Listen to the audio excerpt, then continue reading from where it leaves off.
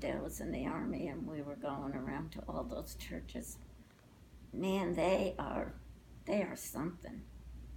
I can remember going to this revival they had a big tent, and the preacher stood up there and said, "Oh, we need money first of all, we need money for the electric. We got to pay the electric." And then they'd pass the plate around, and everybody had put change in. Probably people were poor then, and then they needed money for something else. We were there for an hour, and they hadn't even started preaching yet. All they were doing is collecting money from people. And so Dad took my hand and he says, "Come on, Beth, we're going," right in the middle of it, and he pulled me right out. I'll never forget that. Just, man, come on. I'll never forget that. Then we went to a Holy Roller one, and boy, when they started rolling on the floor, I started getting in blood. That scared me. And they really do roll on the floor. They really do roll. I didn't know that. Mm-hmm. And you know, up there hitting their heads and with their hands, and I don't know. You know, I guess it's okay for them, but certainly wasn't for us. I think that time Dad and I went out early. We sat in the back, and I think we just got up and went out. Try to love churches. So Dad was in the Army, Mm-hmm. and you all lived in Oklahoma. Mm-hmm. Tell us about the Oklahoma house you lived in and the tree. And the what? The tree.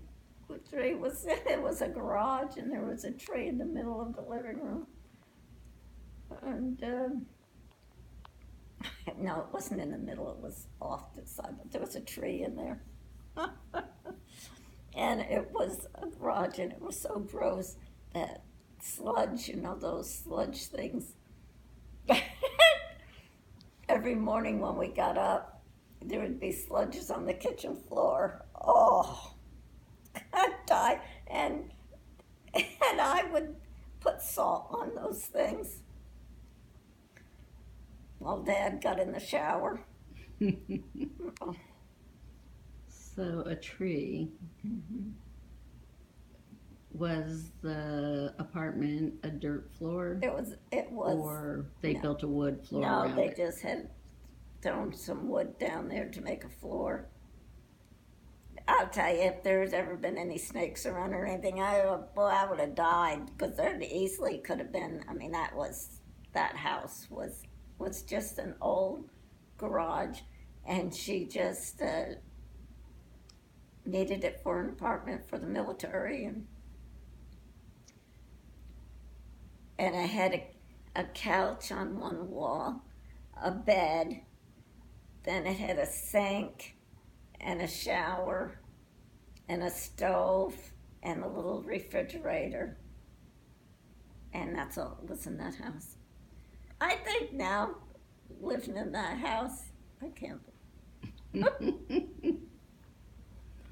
Okay, so Aunt Becky, or not Aunt Becky, Becky was born while you were living in Oklahoma. Oklahoma. Mm-hmm. And can you tell us a little bit about the twins? Where were they born? In Newburgh. Newburgh, okay. And they just got an infection. Got an infection. I didn't even have them home. I mean, I saw them one time. That was it. And they took them, and then they passed away. Mom, I can't even begin to imagine what you went through. You can't. That's the same thing I think about when people lose babies. And I think another thing, losing Dad was another time that was so hard for me. I was in a state of shock. I mean, I don't know how long. I don't even know what I talked to you kids about. I don't even know if I talked. No, you were, and we can look at the pictures of you in that time and totally strained. I just, I lost that one person that I lived with for so many years. So I know how Janelle's gonna feel. And I think about that, but I think my family was all here with me. Hers wasn't, and she was in another state. That would be, but I just appreciate, well, I couldn't have done it. I don't know what I would have done if it wasn't for you kids, because you kids took over and did everything. I couldn't have. I don't even know if you asked me. Probably did. But I can remember just being in a state of shock, and he was sick for a while, so I knew, but I really at first thought, it wouldn't come back. I can remember when it had been 5 years, he had been to the doctor, and it was 5 years. The doctor was saying, of course we knew it was 5 years. We were talking about it when I was on the way up to Scott and White. So we went out and went out for lunch and celebrated 5 years, and we thought that would, he'd never have cancer again. When Dad was first diagnosed in 62, and it was lung cancer, and he was told that there wasn't anything they could do. Mm-hmm. I think all of us, I know me, I couldn't picture life without Dad. I couldn't picture You can't him. comprehend. You can't comprehend without your maid or your dad or your mom and dad and things like that. I was cutting Dad's hair back then, already for years. Mm-hmm. And I can remember thinking, I'm not going to be cutting his hair anymore. We were sitting at the computer in the computer room, and this was in League City, and I was looking at his hands and just thinking, it was a panic. Mm-hmm. He wasn't going to be here. But we got 12 years. We got 12 extra years. Mm-hmm. And we are so appreciative of it, because not everybody gets that. And I think this time when the cancer had come back, everybody was more ready. It wasn't a shock. I think Dad was he 81 when he died? So he was 69. 69 is too young to die. But when he was 12 years later, when he was 81, I think we all accepted it. There was I didn't. Yes, I know. But several, if not all of us, felt at peace. And we knew that this probably was it. But I felt peace.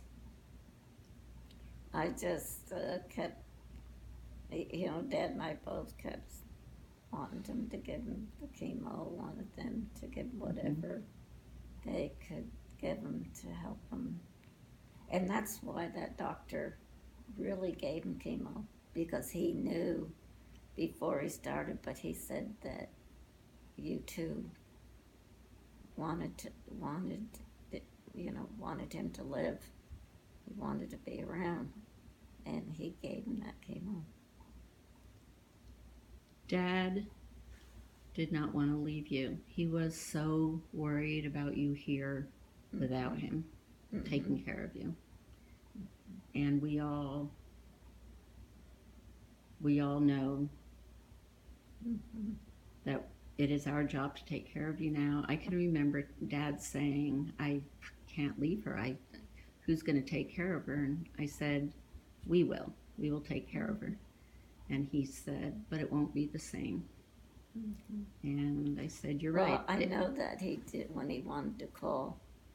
That was the time that he asked me to come up on the bed. I was sitting, he was sleeping, and I was sitting right next to him in a chair, and I was reading, and he said, Bev, he said, my head feels funny. Something going on in my head. And he said, come up here by me. So I did. Climbed up on the bed and put my arms around him, and he put his arms around me, and I think we just stayed like that and didn't say anything for a little bit. And then we both told each other that we loved each other, we loved each other. And he said, I want you to go out and get the kids. I want to tell them something. And that's when he got everybody there. He told you, he said, you have to take care of your mother. And I can remember, I can still hear him saying that. I can take care of myself, okay?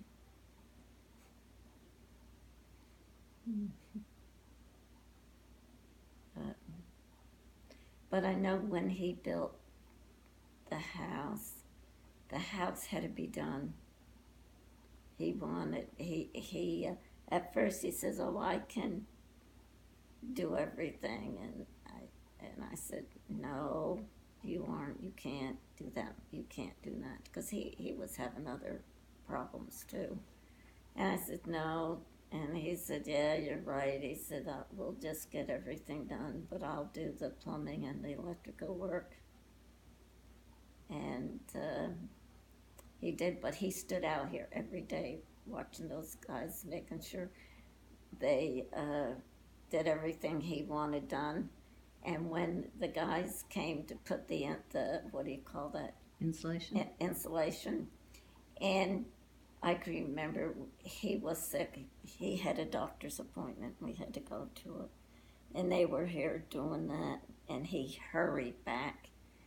And before he let them leave, he went and looked all around. And they didn't put it up there, right there on these sides up here. There was someplace else. And he says, well, what are you doing? He says, we're done. And he said, no, you aren't. You got to put insulation there, and you don't, and everything. I remember him telling that, putting all this insulation in. And boy, he made him insulate this house, and it has really worked, because it, when it's in the winter time, it does stay warm in here for a long time after I turn off the hot stove and everything. Yeah, remember that. I'm going to give a little shout out to the beautiful fireplace and rock work that Shane and Lance did for you.